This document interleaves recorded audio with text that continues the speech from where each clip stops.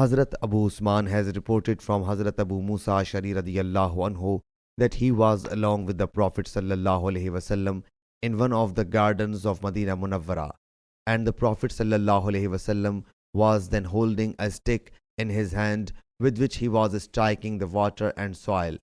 A man came and asked to open the gate. He sallallahu alaihi wasallam thereupon said, "Open the gate and give him the glad tidings of paradise." I went there and found Hazrat Abu Bakr radiyallahu anhu there. I opened the gate for him and gave him the glad tidings of paradise. Thereafter another man asked to open the gate. He sallallahu alaihi wasallam thereupon said, "Open the gate and give him the glad tidings of paradise." He was Hazrat Umar radiyallahu anhu, so I opened the gate for him and gave him the glad tidings of paradise. Thereafter another man asked to open the gate.